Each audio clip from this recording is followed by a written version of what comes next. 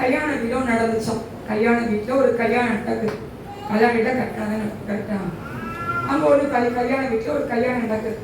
என்ன நடக்குதாங்க? ஒரு மேரேஜ். அங்கே என்ன குறைவா இருந்துச்சு? என்ன என்ன என்ன குறைஞ்சு இருந்துச்சு? திராட்சை ரசம் குறைவா இருக்கு, பத்தாது. அப்ப இந்த தாயார் என்ன பண்றாங்க? இயேசுவோட தாயார் என்ன பண்றாங்க? வந்து சொல்றாரு, திராட்சை ரசம் குறைவா இருக்குடா. என்ன சொல்ற? இயேசு சொல்றாங்க. இயேசு பையனோட என்ன சொல்றாரு? இல்லையே வேலை வரலப்பா அப்படின்னு ஆண்டு சொல்ற.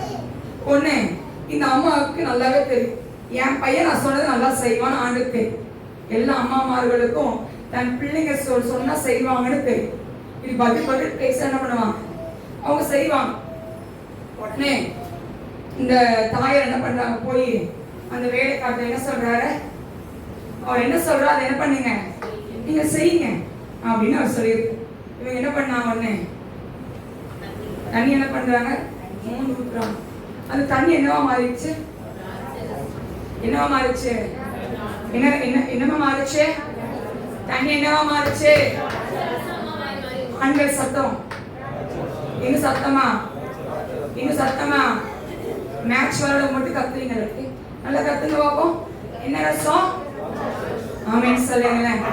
ஆமென் சொல்லுங்களேன். என்ன ரசம்? ஆமென் சொல்லுங்களேன்.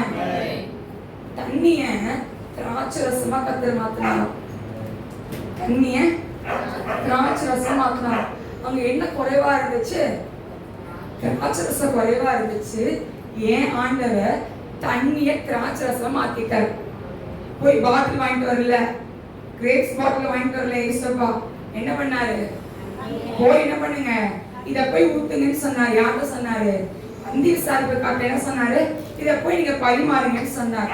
அவங்க ஊட்ட என்னமா மாறிச்சு? ரசமா மாறிச்சு. ஆண்டவரால கூடாத காரியம் ஒண்ணுமே இல்லை.